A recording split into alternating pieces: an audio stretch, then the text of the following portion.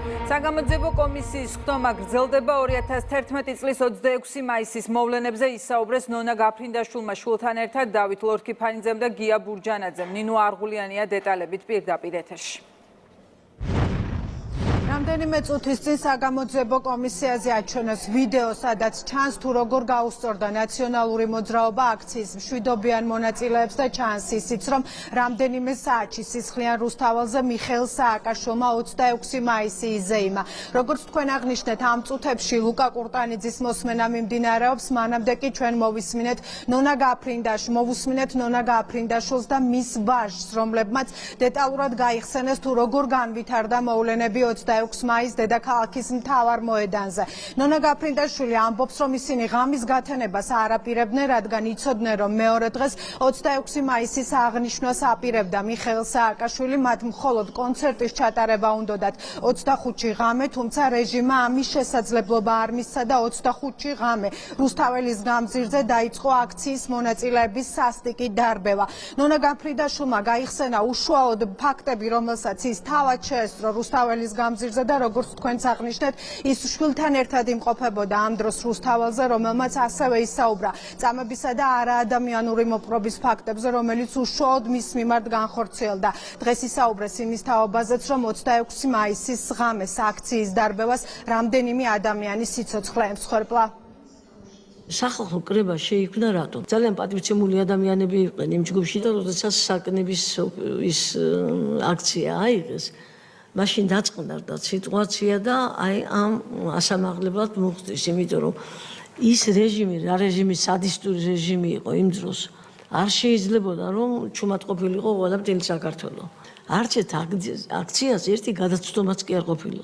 მარტო ლაპარაკობი ჩვენ და იქ ვინც მოდიოდა, არ გვიმუშავია ნათესაებშიც კი, რომ გინდა თუ არა ჩვენს გვერდში დამდგარიყო. ჩვენ მივიღეთ ესეთი ისა, რომ ჩაგვეტარებინა აქცია, გველაპარაკა და ვინაიდან 12 საათზე უკვე დამოუკიდებლობის დღე დაიწყებოდა, იმ შემთხვევაში თუ ხალხი იქნებოდა, კონცერტი ჩაგვეტარებინა.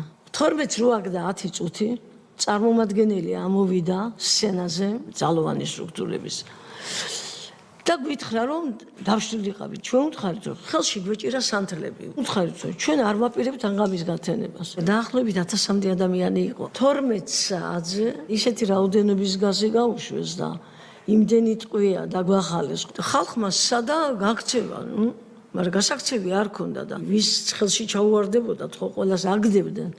ესე იგი ხელბორკის ადებდნენ, ცემდნენ ფეხებით, ხელებით. ჩემი ახლობლები რო იყვნენ იქ.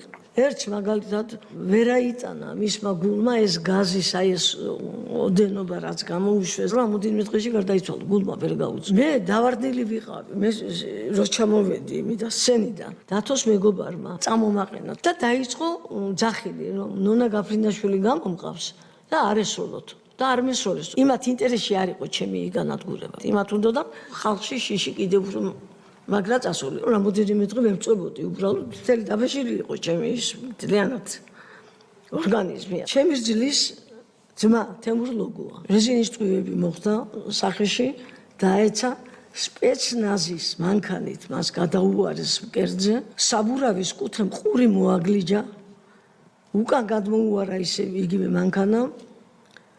და აქ მას სკალპი იმ ხარეს ყური მოგზია ახტილი ქონდა. მივარდენა დასხეას მოშიშვრებულ თავის ქალაზე ფეხს კიდევ აბიჯებდნენ შეძახილით. რუსის მონა საქართველოს როგორ გაწერია ქურთუქზეო. ერთმანეთში ლაპარაკობდნენ, ეს მგონი ხვდებაო და ჯობია სასწრაფოში ჩავსვათ. ქირურგმა, რომელმაც ოპერაცია გაუკეთა, ვერ დაიჯერა და ამბობდა თურმე რომ აფხაზეთში ვიყავი ომის დროსო, იმდენი ოპერაცია გავაკეთეო და მსგავსი ბინძური ჭრილობა არ მინახეო. ან და ასავალ-დასავალი ჟურნალისტი 40 ტყვია მიჯნით 40 ტყვია ესროლეს. 9 აპრილიც კი მოიყვანეთ მაგალითად, როდესაც მართლაც სულ სხვა ვითარება იყოს, ამ შემთხვევაში საოკუპაციო ჯარი არბევდა მომიტინგეებს, მაგრამ იქაც კი დატოვებული იყო ყველა მხრივ გასაქცევი ადგილი. აქციის დაშლას აქვს თავის გარკვეული წესები. აქ როგორც თქვენც აღნიშნეთ,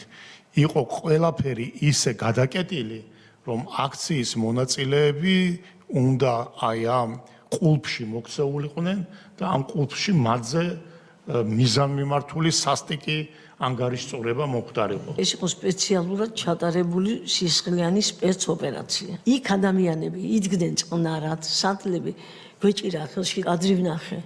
უცნობი, რომელიც მოსული იყო კონცერტის შესატარებლად, დასისხლიანებული როგორ გამოდის შინაგან საქმეთა სამინისტროდან. ერთხელაც არ მიგვიცია საბაბი, რომ დაშლის მოტივი ქონოდათ. მე მიმაჩნია, რომ ისტორიაში ეს ერთ-ერთი შავი ფურცელია. რო წამოვიდა ეს ტყვიების წვიმა და ისეთი რაოდენობის გაზი იყო, რომ უკვე ცუდად ხედავდით, ცუდად სუნთქავდით.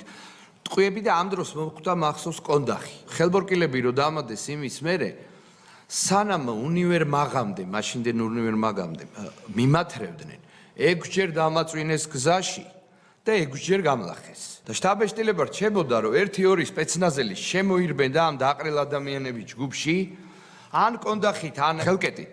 რამდენიმეს დაარტყავდა თავში და სახის არეში, რომ ყურადღება მიექცია თავიანთი ხელმძღვანელობით. თავი მოეწონებინა, რომ კარგი პრემია მიიღო. მე სახე გაგლეჯილი მქონდა. ვინც ოპერაცია გამიკეთა მან თქვა, რომ ეს არის გახრეტილიო ტუჩი და ავტობუსი წაგვიყვანეს პოლიციის სამმართველოსთან. პირველი რაც დავინახე, დერეფანში საჩინელ დღეში დაცემი ლუკა კურტანიძე.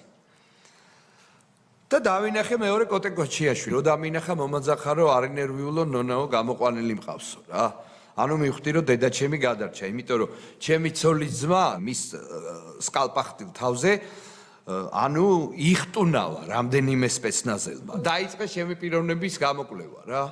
და ამ მომენტში უკვე გაიგეს, ვინც ვიყავი, ითათბირეს და ჩამიყვანეს ქვემოთ სარდაფში და დამაგდეს დიღომში. და მე და თემო სახში ვიწექით და რამდენიმე ნათესავმა გაბედა სანახავად მოსვლა. მაშინ სანახავად ვერ მოდიოდ. რამდენიმე მოვიდა და მანქანები სხვა ქუჩებზე გავაჩერეთ. თქვენთანო მანქანები მორიგეობსო.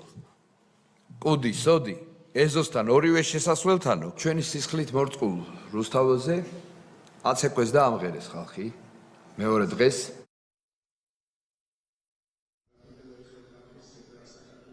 ბიზნესის რეკეტი, მედია ტერორი, აგვისტოს მოვლენები და არჩევნების გაყალბება ეს ის საკითხები იყო, რის გამოც ხელოვანები 2011-ში ქუჩაში გამოვიდნენ. ეს გაიხსენა გია ბურჯანაძემ, რომელიც დღეს ასევე გამოკითხა კომისიამ. მან გაიხსენა დეტალურად 2011 წლის 26 მაისის ღამე და თქვა, რომ რეჟიმმა რეალურად იმაზე მეტი ადამიანი მოკლა იმ ღამეს, ვიდრე ოფიციალურად არის ცნობილი, რადგან გია ბურჯანაძე ყვება, რომ ადამიანებმა ისეთი დაზიანებები მიიღეს, რომ 26 მაისის შემდეგ მისი ინფორმაციით რამდენიმე ადამიანი ასევე გარდაიცვალა.